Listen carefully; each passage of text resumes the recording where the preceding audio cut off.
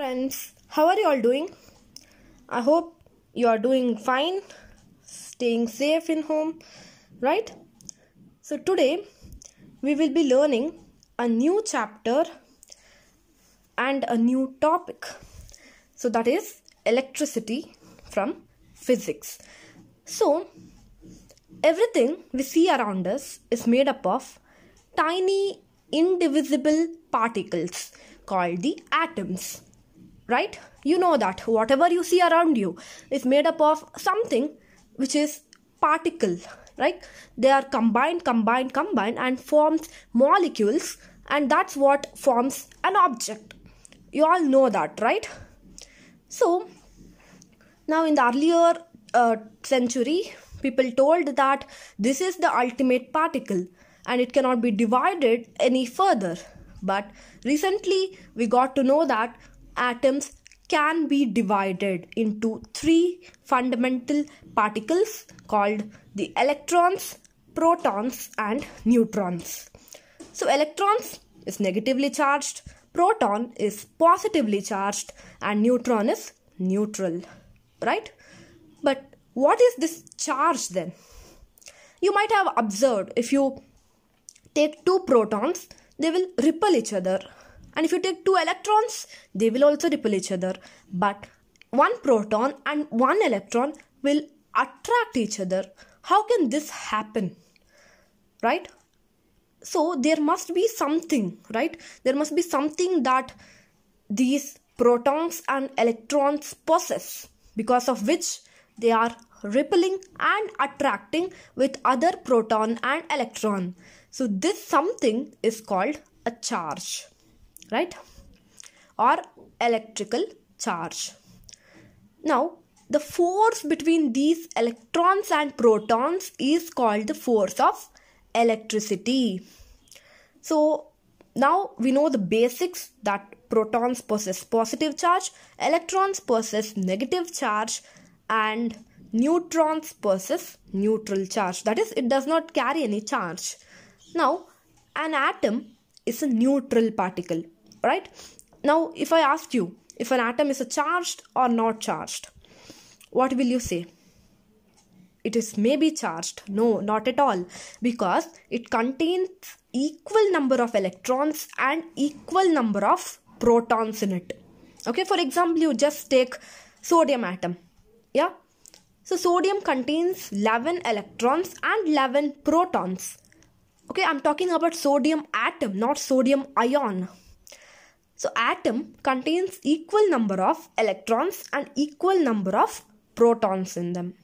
Okay, I'm not talking about neutrons also. So neutrons will be different.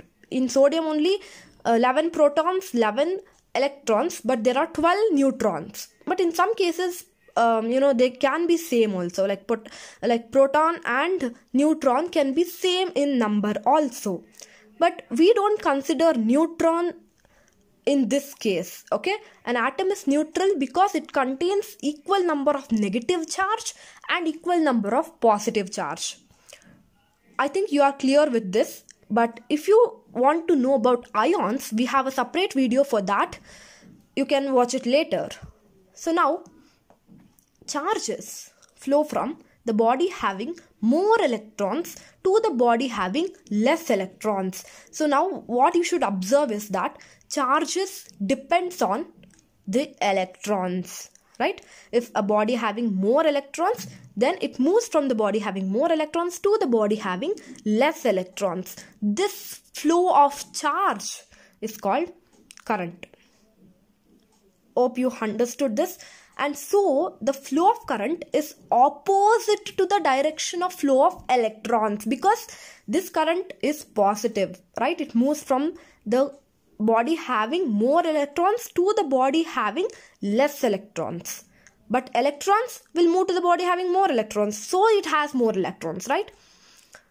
I hope you are understanding this, guys. If you have any doubt, you can ask me in the comments below. So now we will learn about the electrical circuit. But before going to the electrical circuit, you need to know one more important thing, that is, how will you measure this current? right? Current, I told you what is current. Rate of flow of charge across a cross section normal to the direction of flow of current, right? But what is the unit of current, or how will you measure current? So there is an equation for that which you are seeing inside that box. Current is equal to charge by time. Okay, so if they gave you the charge and the time, you can easily find the current by dividing them. Now, how will you find the SI unit of current? Very simple, right? SI unit of charge divided by SI unit of time. So SI unit of charge is coulomb and SI unit of time is second. So SI unit of current will be coulomb per second, which is also called as ampere. Now we can learn about the electrical circuit diagrams. But before we learn about the diagrams, we need to know some important points in them, right? What does this diagram contains? If you're seeing that two diagrams which I have given over there, the first diagram is a simple circuit and second one is the actual electrical circuit. So there are various things which we should learn in this electrical circuit. So the first one is the key. So what is key? Key is the one which is used to put on or off the circuit, right? So there are three types of keys which you are seeing in that picture, which is given. The open keys also is given, closed keys is also given. There are three types of keys, that is the plug key, switch key and tapping key, right? Mainly we use the plug key in the laboratory. Anyway, if the circuit is closed by the key only, the circuit is called the complete circuit. Otherwise, you will not get any marks if you just write the key with an open key, okay? So because circuit is not closed means the current will not flow only. So if the current want to flow, the circuit should be closed, that is with the key. So it is an important thing in the circuit, right? So the next one is the rheostat. Okay, what does this rheostat is used for? It is used to adjust the magnitude of current in a circuit by changing the length of the resistance wire included in the circuit. So if you are seeing in that diagram, there is a wire, right? That red color wire. Okay, if you change that length of that wire, which is called the resistance wire, by using the jockey, then you can change the magnitude of current by increasing or decreasing the resistance. So resistance is nothing but the opposing force, right? If you increase the resistance, then you can decrease the magnitude, and if you decrease the resistance, you can increase the magnitude. So this rheostat is used to adjust the magnitude of current as per the requirement. Now the next instrument is an ammeter. Why do we use this ammeter? It is used to measure the magnitude of current flowing in the circuit. How much current is flowing? If you want to know that, then you should use a ammeter. So it is represented by a letter A enclosed in a circle. You are seeing in the diagram, right?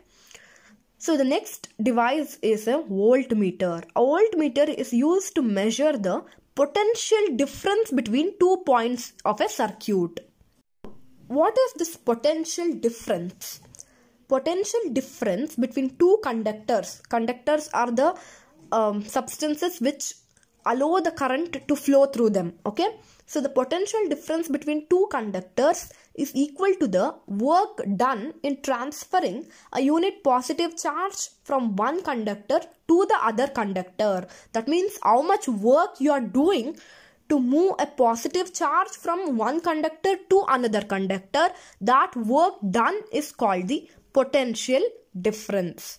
I hope you understood this. Use this voltmeter to measure this potential difference between 2 points. That means the work done in transferring the unit positive charge from one point to another point. Okay, the next device is a galvanometer.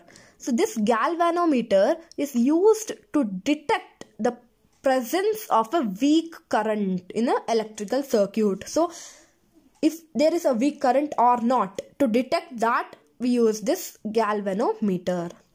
Now we will learn about the load. What is the load? So the appliance which is connected in a circuit is called load. Okay, like a bulb, a heater, what is connected to that electrical circuit, that appliance is called the load. Okay, so if you are seeing in that symbolic representation of load, there are two images given over there. One is the image of a bulb and another one is the heater. So these are the examples of load. Okay, the next one is the connecting wires. These are the wires used to connect various electrical components. So we should connect, no, we learned about various electrical components now. That is the key, the ammeter, the voltmeter, the galvanometer, the load, everything we learned. But what will connect these components to each other? That is the connecting wires. Okay.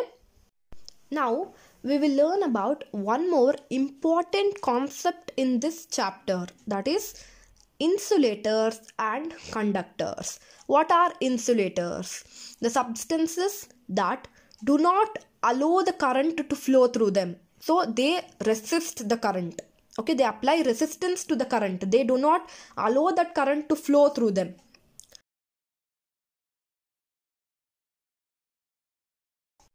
They have almost no free electrons and offer a very high resistance to the flow of current. That is, they do not allow the current to flow through them. They are called insulators. Okay, so some examples of insulators are cotton, rubber, plastic, wood, paper, glass, leather, pure water, and china clay. Now one more thing you should observe here is pure water is an insulator, but impure water is a conductor. That is, the normal water is a conductor. Now what is conductor then? As I already told you, the substances which allow the current to flow through them easily are called conductors. Right? So all the metals such as copper, aluminium, silver, iron, brass and steel are conductors.